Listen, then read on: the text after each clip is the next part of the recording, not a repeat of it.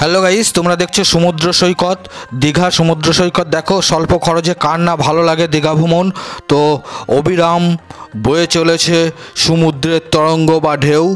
হ্যাঁ, পাথরের বুক চিরে আছড়ে পড়া ঢেউ, গজরে ওঠা তাল বেতালের সুর, সুরের ঝংকার।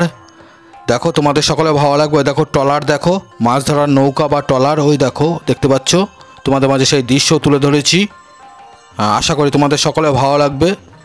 হ্যাঁ, ভিডিওটি তোমাদের সকলে মন ছুঁয়ে যাবে, ভালো লাগবে। ভিডিওটি দেখো, কেউ টেনে টেনে স্কিপ করে দেখবে না, ভিডিওটি সম্পূর্ণ দেখো। ছোট ভিডিও আছে, তোমাদের সকলে ভালো লাগবে। হ্যাঁ, হ্যালো গাইস, দেখো ক্ষণেকের স্নিগ্ধ মায়া নাও গো তুমি একটুখানি, মুক্ত ঝরা শুভ্র হাসি, ওগো দীঘা তোমায় ভালোবাসি। হ্যাঁ, ভিডিওটি দেখো। দীঘার সমুদ্র সৈকত, দীঘার সমুদ্র সৈকতে আসতে পেরে আমি ভীষণভাবে খুশি, আপ্লুত, অভিভূত।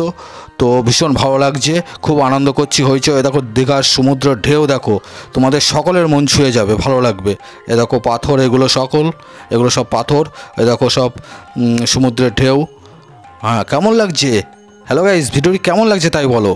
যদি ভালো লাগে লাইক শেয়ার কমেন্ট করতে ভুলো না। হ্যালো গাইস, তোমরা সকলে খুব খুব ভালো থেকো।